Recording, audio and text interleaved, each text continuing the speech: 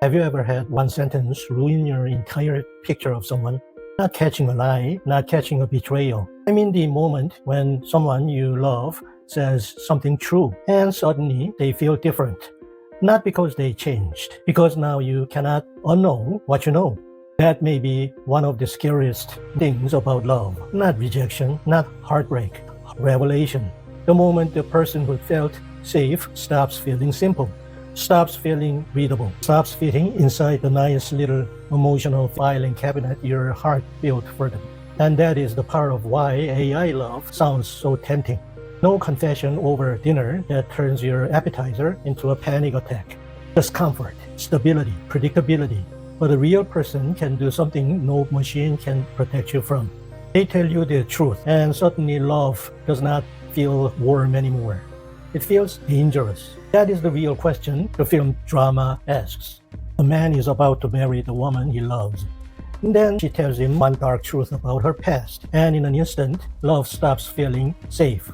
And honestly, that may be scarier than most AI movies, because a machine can be adjusted, updated, muted. But a real person can tell you the truth and destroy the version of love you were depending on. I'm Jay Lee, and this is Deeper into Film, where we watch movies to uncover something deeper in ourselves. And that is exactly the space the drama lives in. A man is about to marry a woman he loves. Then she tells him a dark truth about her past, and from that moment on, he no longer knows how to love her the way he did before. What stayed with me is that this is not mainly a movie about violence or even mainly about the past. It is about the terror of really knowing another person. Yes, not the polished version, not the curated version, not the version that fits your fantasy. The real one, the one who no longer stays inside your expectations.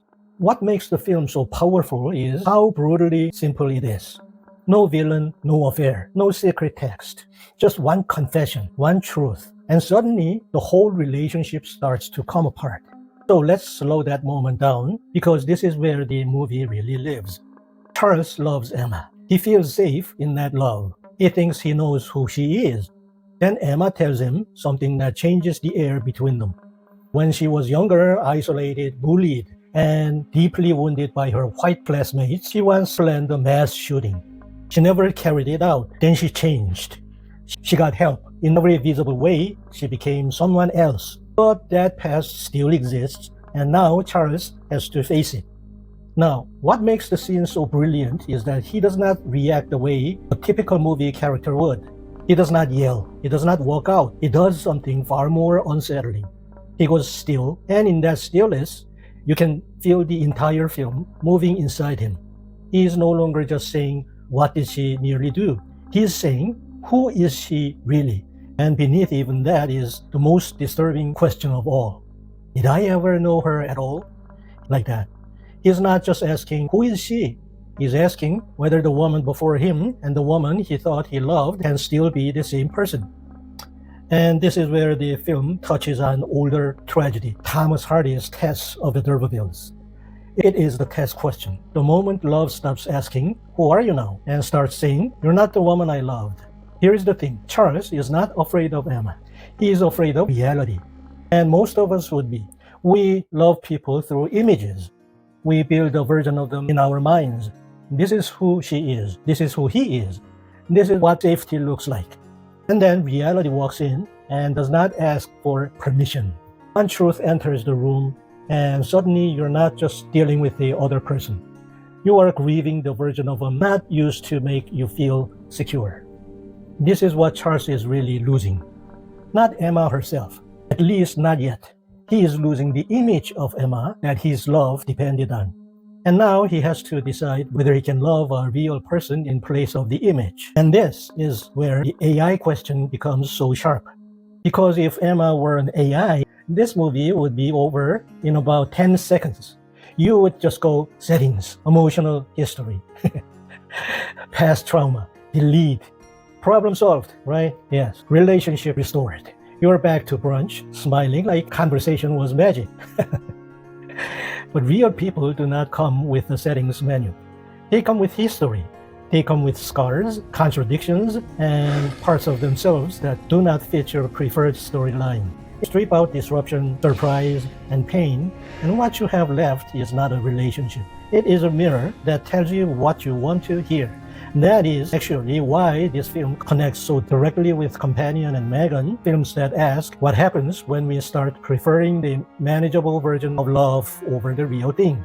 The drama asks the same question from the human side. What happens when a real person refuses to be manageable? Western philosophy has a word for this: the encounter with the other, capital O. The real person in front of you is not your projection, not your fantasy, not your emotional furniture. They are irreducibly other. They exceed your categories. They do not exist to make your world feel neat. And Buddhism says something just as powerful from another angle. Suffering comes from attachment, not only to possessions, but to fixed images. We do not merely get attached to people. We get attached to our ideas of people. And when that idea breaks, we suffer. Yes, Charles is not suffering only because Emma's past is frightening. He is suffering because the Emma he thought he knew has collapsed in front of him, and he has no idea whether he can love the person who remains. The deeper terror is not, is she dangerous? Something like that. It is, can I love someone I cannot fully control with my understanding? Yes. Can I love someone I cannot fully control with my understanding? Then the film gets even smarter, because Emma's confession does not destroy the relationship on its own. It's Rachel who does the real damage. She doesn't attack Emma directly. She does something more dangerous. She gently tells Charles how to read what he has just heard. Her comments sound polite, even caring, but they quietly push his confusion toward fear. And once fear becomes the lens, everything changes. Emma's intensity now feels threatening. Her silence feels suspicious. Her intelligence feels calculating. That is how love starts to collapse, not only through facts, but through interpretation. Then the film gets even smarter. And then Charles falls apart in a way that feels painfully human. He cries, he spirals, he talks too much. He reaches for distraction, for movement, for anything that might get him out of himself. He almost makes a terrible decision with his assistant. Not because he wants her, but because he wants escape. Yeah. That is what people do when they are in pain. They do not process it. They run from it. They try to outrun inner chaos with outer action. But then comes one of the most honest moments in the film. He stops mid-collapse and seems to realize, what am I doing? That moment matters. Not healing yet, not wisdom yet, but honesty. Yes, for the first time, he begins to see that he is no longer reaching to Emma. He is no longer responding to Emma. He is responding to the fear inside himself. Then comes the wedding, and the fantasy completely shatters. Charles gets punched in the face at his own reception. He ends up standing there with a black eye, while the clean, romantic image of how love was supposed to work falls apart around him. Because Hollywood usually sells us love as a destination. You find the right person, the music swells, the couple kisses, and the credits roll. But real love begins where that fantasy ends, when the image breaks, when the person in front of you is no longer serving your emotional script. The wedding scene is not just chaos, it is the death of romantic control. And then the ending does something beautiful. Charles does not fix everything. He does not deliver a brilliant speech, nothing like that. He just stops trying to force the outcome. This is where the film moves into something like Taoism, Wu Wei. Not passivity, but non-forcing. Not giving up, but releasing the compulsive need to control what happens next. He goes out alone. He orders a cheeseburger. He sits there with a black eye, no strategy, no illusion left. And that is the first moment in the film when he is actually ready for reality. Then Emma walks in. She asks if she can sit. He says sure, and she introduces herself. I'm Emma, not pretending the past never happened. Not a reset button. It is an invitation. She's saying, now that you know something terrible and true about me, do you still want to be with me? Not the image, me. And when they hold hands across that table, it does not feel triumphant. It feels honest. It feels like two people reaching toward each other without the protection of illusion. Yes. And I will be honest with you. This is the moment when Emma becomes most beautiful to me. Not in any polished or performative way, but because she is completely upgraded. No defense, no strategy, no control over how she'll be received. Just a person standing before someone who now knows the worst of her, asking, without words, whether there is still room for her. In that moment, Emma offers not a polished version of herself, but what Tess once called my very self, while talking to Angel, bridegroom. And that may be the bravest thing anyone does in this film. That is truly a rarer kind of courage. To let yourself be fully seen when acceptance is no longer guaranteed may be one of the most human things anyone can do.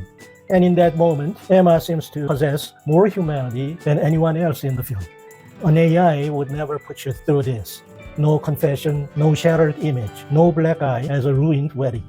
But that same AI would also never give you this final scene. The terrifying, beautiful, costly moment where love stops being fantasy and becomes a real act of needing. That is what the drama is really about. Not whether love can survive information, but whether love can survive reality. So here's the question. If someone you loved shattered your image of them tomorrow, would you leave? Or would you stay long enough to meet them again for the first time? Tell me in the comments and be honest. Not the answer you think you should give, the real one. Because my next video on the drama goes somewhere even darker. We're going to ask what it means to be defined by the worst thing you ever carried. And I want to bring in a story that has been asking that exact question for more than a century. Thomas Hardy's Tess of the D'Urbervilles, the pure woman, a confession, a man who said he loved her until the truth changed everything. Hardy asked that question in 1891. The drama is asking it right now. Can love, real love, not love of an image, survive once everything is seen? I'm Jay Lee. This is Deeper into Film. I'll see you in the next video.